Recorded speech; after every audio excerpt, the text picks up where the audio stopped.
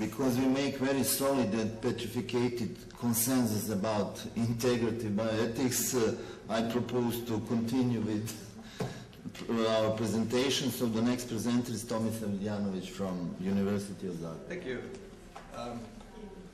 First of all, I would not like to thank the organizers for inviting me here, because this might present them some problems.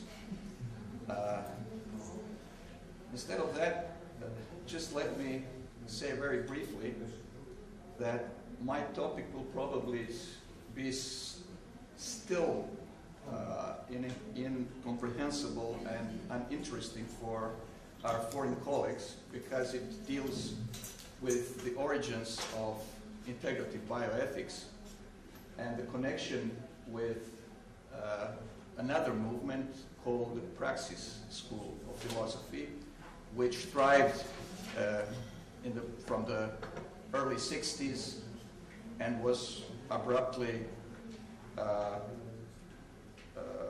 disintegrated in the late 80s.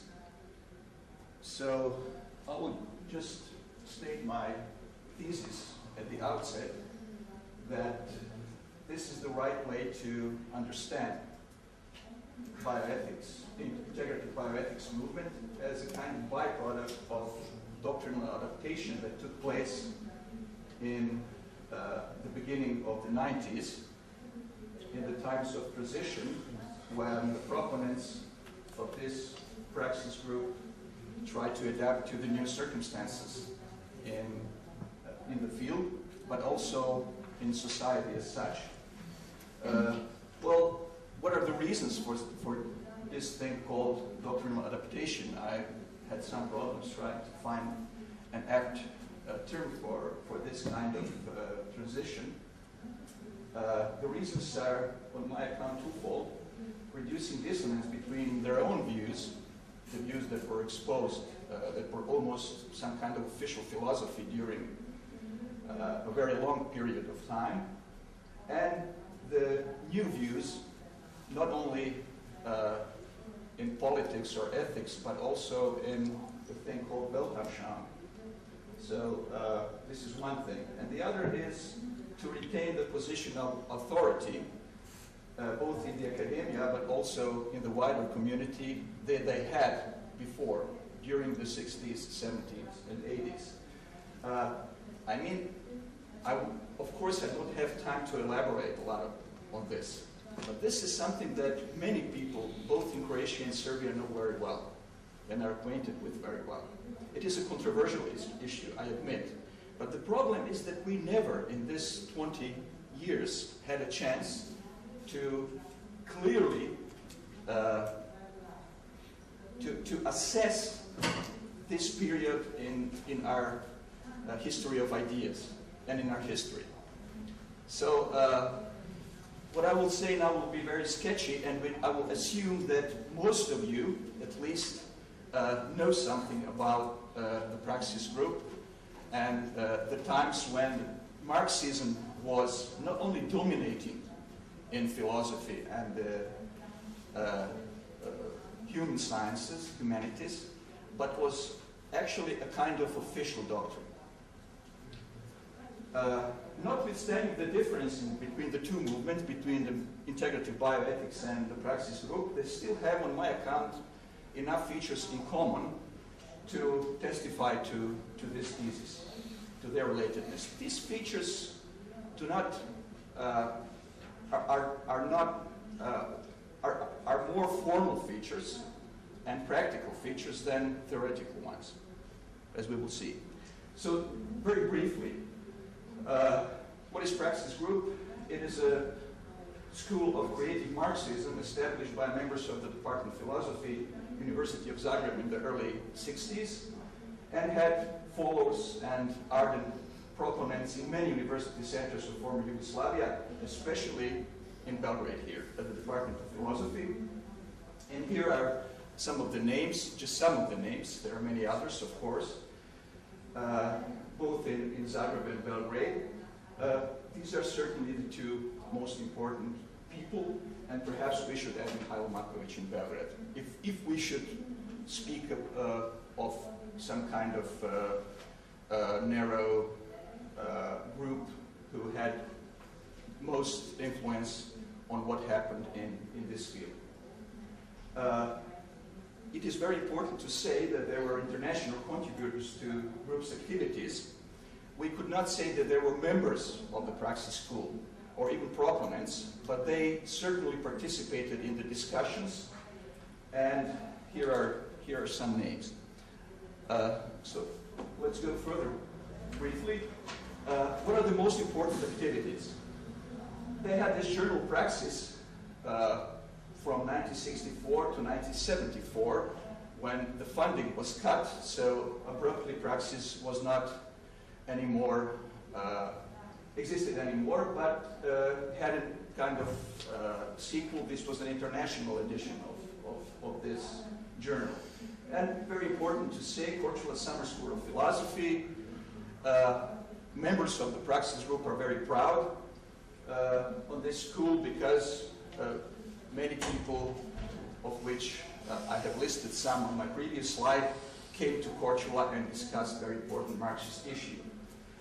What are the main targets of theoretical criticism of the Praxis group? Positivists of all sorts. What is the main target of political criticism? Nationalism and capitalism, that is market economy. What are positivists? One of the leaders of the Praxis movement names this as positivism. Very, very precisely, very modestly, as we see. This is my paraphrase.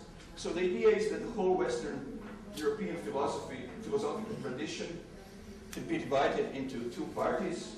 One is the culmination of thought, and this is, creative Marxism, as it was called in Yugoslavia, identified with the Praxis group, and the other, the contemporary positivism, that is everything else, as we can see here. I hadn't time to translate this. Perhaps you can recognize all kinds of movements that are included in this crazy idea, I would say.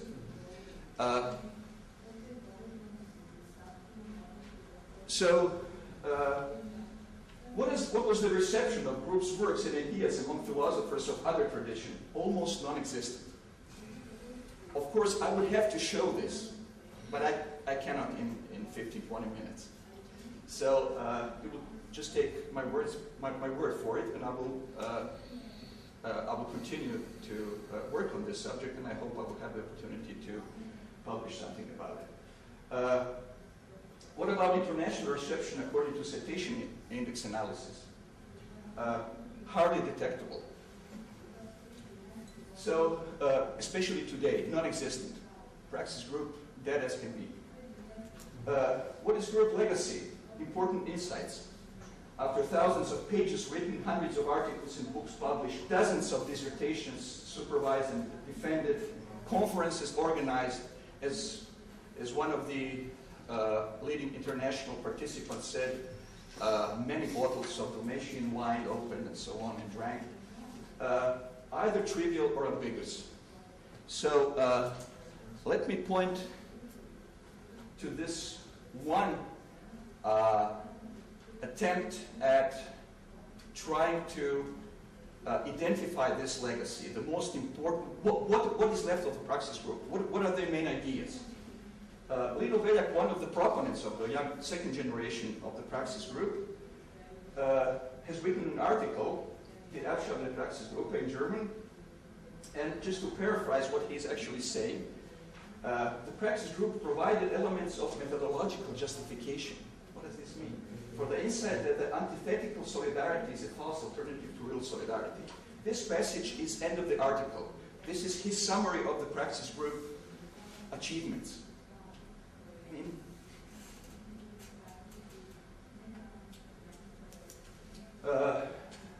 Praxis group has had very rarely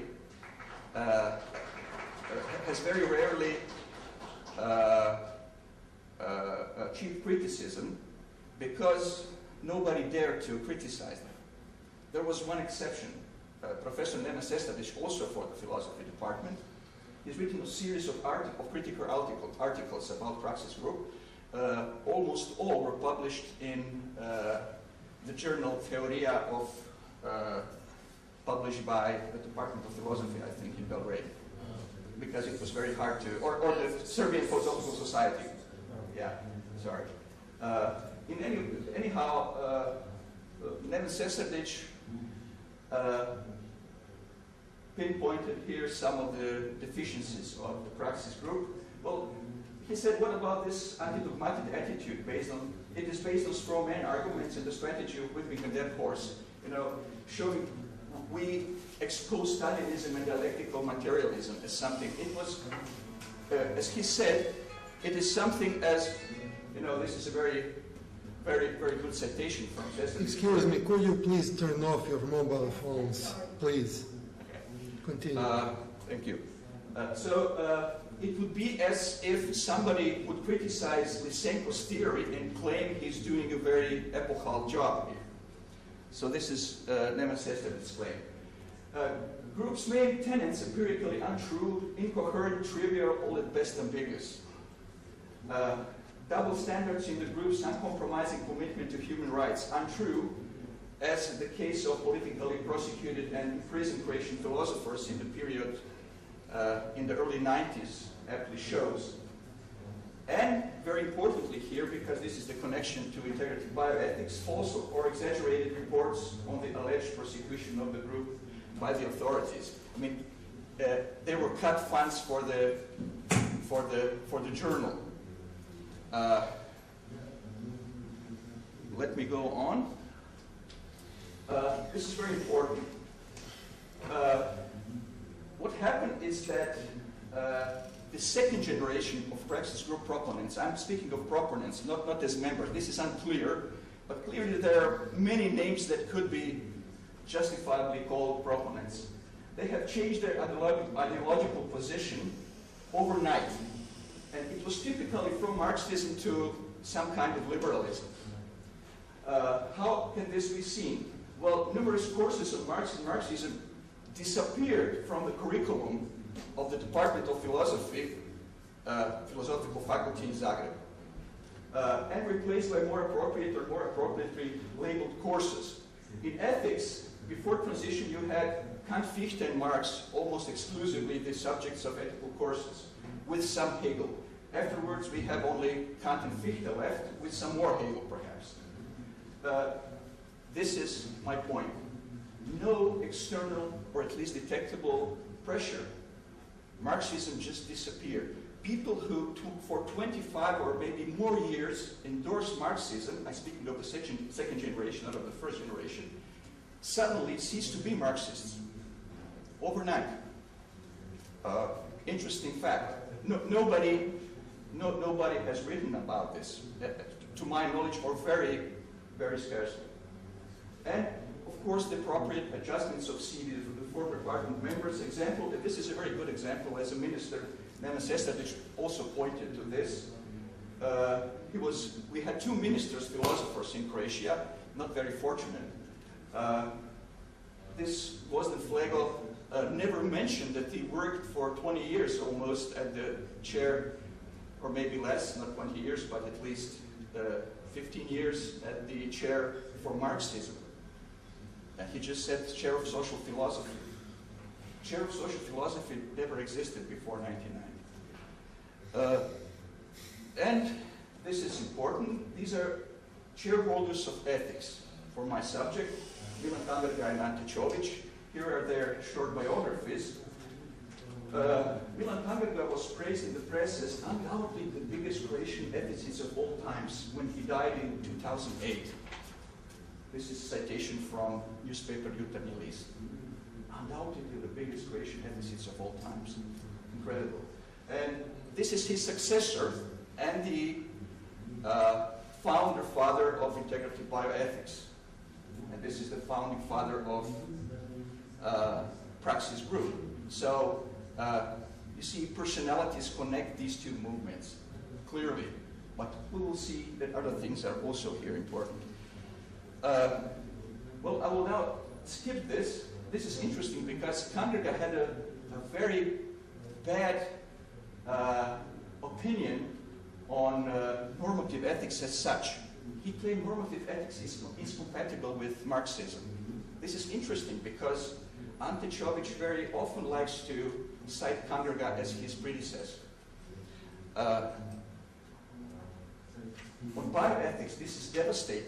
I mean, his idea is that it is incompatible with the so-called speculative position, which he calls his method, so it should be denounced as fraud. This is Kanderga's interview from 2008 before his death. Now coming to my conclusion. So what are the commonalities, what are the common features between the two movements? Well, first of all, this kind of speculative attitude or method. I will not elaborate on this. Why? I don't understand it. When somebody said that I'm a proponent of integrative, I'm in opposition to integrative bioethics. Well, I'm not. I don't know what integrative bioethics is, honestly. I don't have a clue, but I know that it has these features. Obsession with foundational issues. This is no normativity, but obsession with foundations. We have to theoretically, speculatively found the discipline in order to say anything clearly on anything. Imprecise and abstract language, I think that we don't have to elaborate anymore on this, since Tomislav did a good job. Very confused declarations, still less.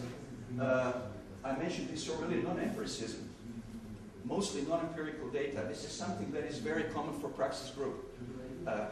Very, vague general statements. Utopism, and I like this word, I found this in Wikipedia. Both movements claim that they appeared in a very important point at human history. Both praxis group and Marxism and integrative bioethics. Epochal changes take place. So I think that this is an apt description. Common practical features. So I divided these two aspects into practical and theoretical features of the two movements. I think this is more important. They have well-established institutional infrastructure in both cases. I could elaborate on this for hours probably. Both praxis group and integrative bioethics. No wonder the two movements are so tightly connected through their founders that one learned from the other. Self-reviewed journal and articles don't exist in the peer review process. Tomislav talked about it. Self-publishing phenomena of samizdat, as I like to call it. Over-publishing of the same, more of the same, more of the same. Discrepancy between declared and real scientific influence. I think that you mentioned something about it too. Discrepancy between domestic, regional, and international reception. Well, we can say now the movement are internationally, some people from the international community at least heard of them, but we cannot speak of reception. Pretentious claims to authority on very diverse issues, from purely theoretical to higher education policy to global politics. We know everything about everything. Tendency to spread and gain control over academic institutions, most important thing. How? By establishing networks of loyalty. People working at different places in Croatia, doing the same, belonging to the same group, and when it comes to appointment of new people, they will never take somebody that does not belong to this circle of loyalty. I'm not speaking of formal things. Leadership ambitions in academic political movements. Well, they were leaders of academic left and the student protest movements in 1968 and both in 2009. I think it's 2009, when we had a protest movement in Croatia and Zagreb, and in some other universities around Croatia. As some of the members of the praxis group claim to be leaders of this movement in '68, some members of the integrative bioethics group claim to be leaders of the students' protests in 2009. Well, true, integrative bioethics had also some very specific features not shared by the Praxis group. Surprisingly wide membership basis. This is interesting. People endorse integrative bioethics both from Catholic Church to higher education union to radical left student movement. How is this so? Very easily. If you have a principle, anything goes, or nobody's right and everybody's right, as you can read in some declarations of in some articles published by Integrative Bioethics Group, then of course everybody will join you. Abundant funding of activities, academic institutions, central, local government, private international funds. This is something that Tomislav has talked about. And a difference, I mean, Praxis Group was not funded in this way, so richly funded. No clear political agenda. In contrast to the Praxis Group, characterized by two clear and permanent goals. One was ruthless struggle against nationalism, and the other is a kind of Maoistic attitude towards market economy. This is the gravest danger, market economy. I think that some proponents of the Integrative Bioethics Group have a similar attitude towards market economy, but all in all, this is not too clear. So my conclusion is very similar to Tomislav, but I had a more historical perspective on the issue, which should be, I admit, elaborated more thoroughly and more clearly, as I hope I will do in the future. Thank you. Thank you very much. Okay, it's time for discussion. Professor Babic, yes. I would like to say a few words about both of these verifying pieces of work. It's something that we discussed with the political sociologists. As a matter of fact, I think it's more than that. It's philosophy, working philosophy, as it should be, dealing with the most precious needs of the time.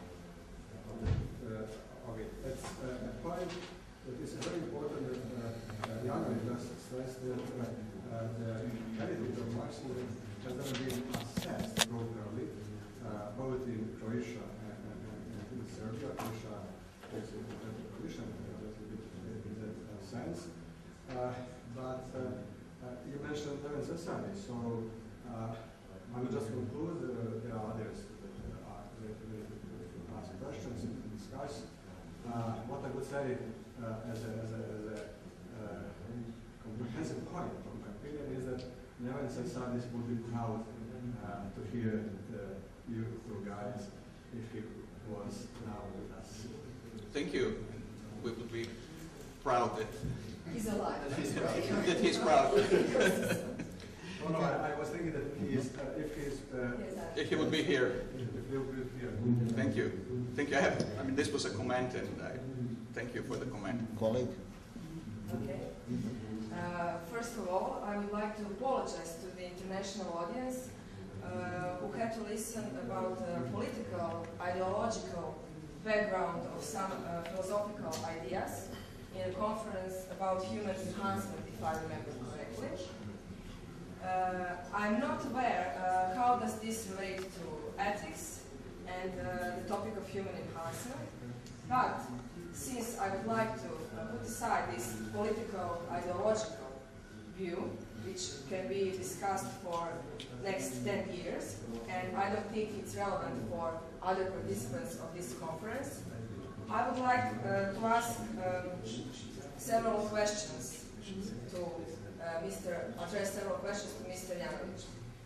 First, I would like to thank him for again advertising the integrative bioethics, because as much as I've heard, he explained that it has a wide member basis, and that is because they do not support the idea that the political view should be relevant in philosophical and bioethical discussions. This is a question. As far, that is what you said, as far as I'm acquainted as a philosopher, I think that should be something that we should all support, that we should put our political views aside when we are discussing the topics of philosophy, and especially the topics of contemporary situation in bioethics.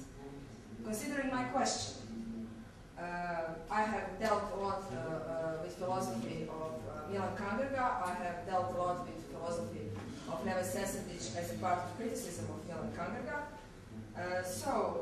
Since I see that you are acquainted with his ideas, I would like to transfer this political ideological discussion in a philosophical manner and to ask you, could you say something about work of Milan Kundera, his ethical positions, his position of ethical criticism, what does it mean, criticism of ethics, and how is his relation with classical German idealism, Kant, Hegel, Fichte, and then afterwards Marx, and considering that his ethical positions, and if you could refer to some of his works. Thank you.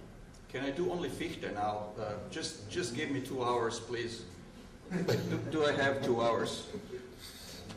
You don't have 2 hours. Maybe 1 hour. So Maybe 1 hour. maybe 1 hour. I cannot do it in 1 hour. Yeah. Is it your answer? That is the answer. Yeah, that's the answer. Okay. Thank you. Zoran, sorry. Let me just ask you, I'm a medical doctor, not philosopher. I thought that I knew something about integrated bioethics or bioethics at all. I'm not sure why is this session organized in such a way. Well, I couldn't find any clue, any relationship between cognitive, moral, and mood enhancement neurodiscussion. Okay, probably I am not well informed about the topic, but I have the question for you.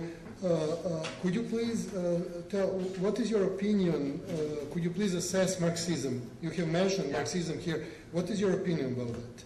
Because, well, I couldn't discuss anything from this conference, but, well, I'm interested in your position because you have tried to compare Marxism and integrated bioethics. Yeah, we have 2 things in Marxism.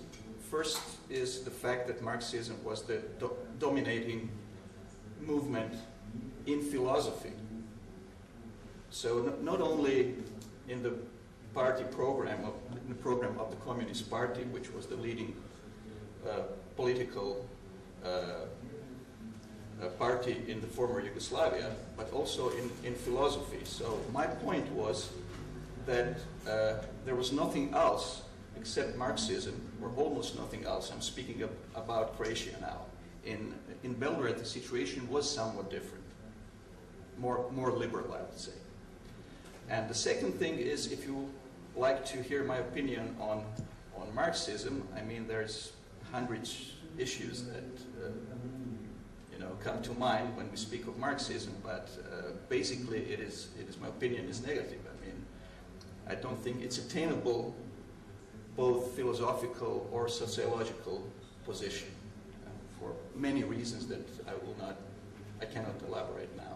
Okay, that was your point when you tried to compare integrated bioethics and Marxism. My point was, both are unsuccessful in your opinion, or what? Exactly. Okay, thank you. These are common features. I've listed them. Mr. First, I just have to say, as an international visitor, I'm finding this all quite interesting. I couldn't possibly have found out by reading literature elsewhere.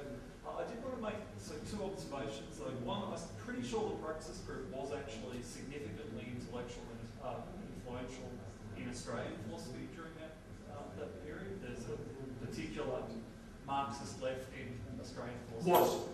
Yes, was in that period. That was. I suspect, quite influenced by the Praxis Group.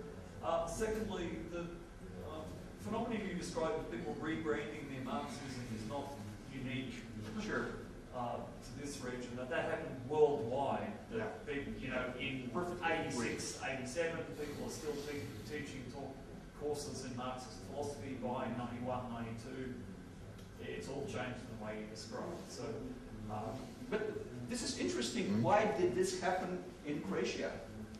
That people who not only endorsed Marxism, but also claimed to live Marxism, suddenly eradicated Marxism from from their CVs, from their curricula, from, you know, no trace of it anymore in the 90s.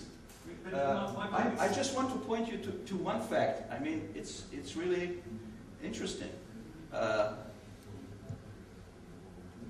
Before 1990, all, or almost all, articles on Marxism, hardly anyone without mentioning Marx.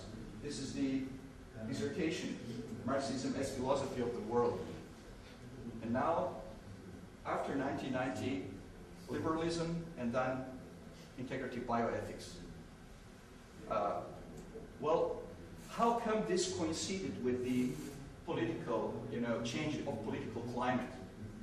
My point is simply that that occurred worldwide, and to a certain, I mean, to the extent that you thought that the plausibility of Marxism was dependent upon examples of what people used to call actually existing socialism, and then those systems collapsed.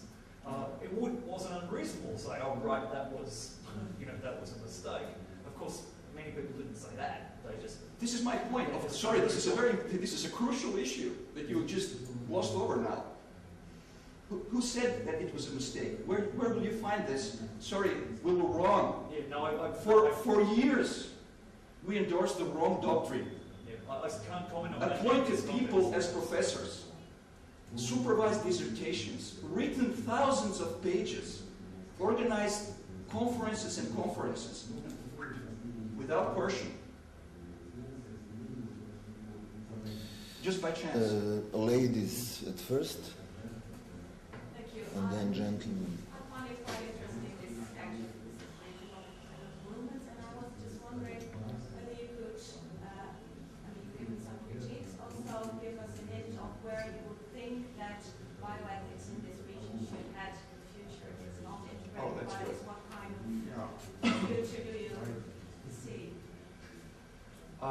I kind of have a similar idea as the one that was already heard here. So I think that bioethics should be somehow connected to the real world issues. This is my point. And I think that probably, at least partly, because this kind of heritage of bad philosophy, it is not happening. It is not happening. I think we should go in this direction. But it is burdened with this kind of heritage, which is totally, you know, if you would say, if somebody would clearly say, what is the legacy of Praxis Group that we could integrate somehow in good bioethical work? If, you know, sorry,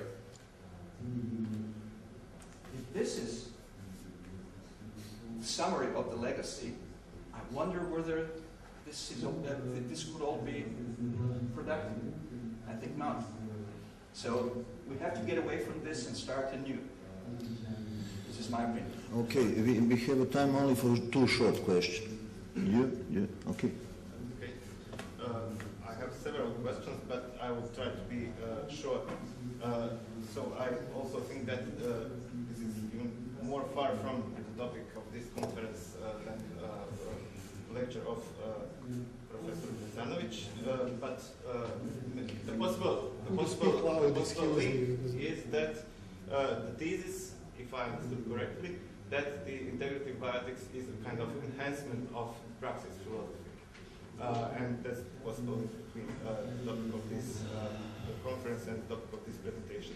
My question is, maybe I didn't understand correctly. You are talking on Praxis Group. Which philosophers, and more important, which works you took as a basis of your analysis and interpretation of the possible connection between integrative bioethics and praxis philosophy? And I should tell you that I'm very grateful for the conclusion of your presentation, which is not only ideological but also the mystical one. Because you said, I don't know what it is, but I know that it has those features. And I think that it is kind of mystical insight, and that's why I'm happy. As to works, I have cited some of the works here. Well, so can you show it? I didn't. Which one? You like undergrad? Here it is, the meaning of Marxian philosophy. It is translated from, and some, if you think that I should have, you know, listed all the works of praxis philosophers here, Yes. and then together all the works of integrative bioethicists, don't you think it would be a bit too ambitious and to try to, you know, make connections? This is so-called preliminary report. So I think I will. If you make I will have a sequel on this. such a big conclusions, then you should use more than 2 quotes from the works of. How many minimally would you say? How? What is your number? I will tell you. I said nothing. I just some have my important presentation. works by Milan Kundera, for example, which it was not presented here. Okay. You have answered? No. No. Okay.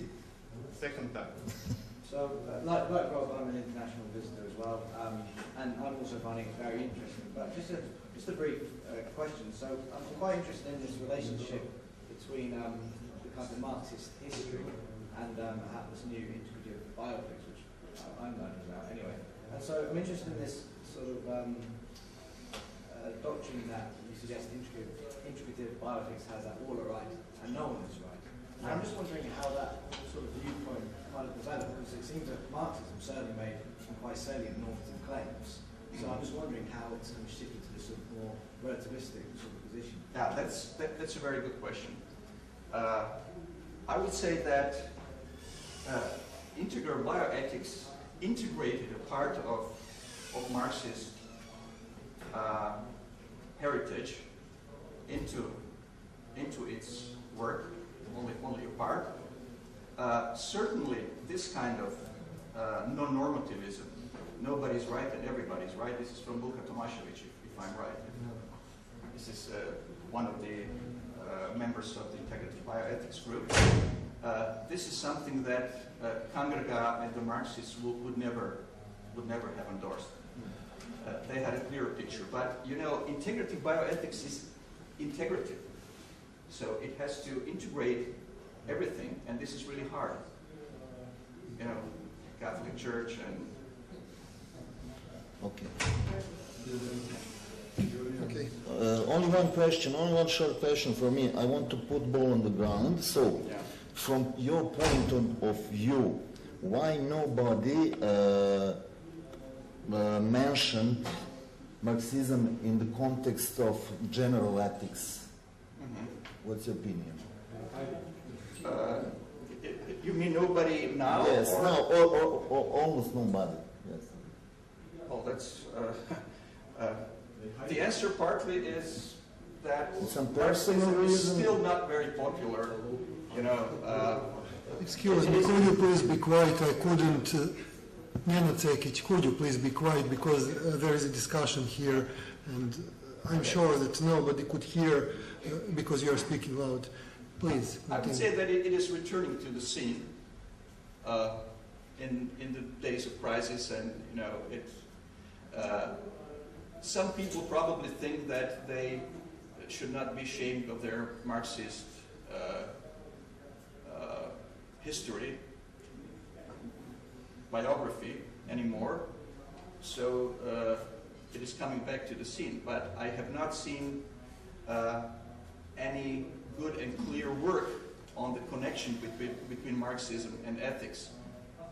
And I certainly don't think that Praxis member groups had anything interesting to say about this. Okay, thank you very much.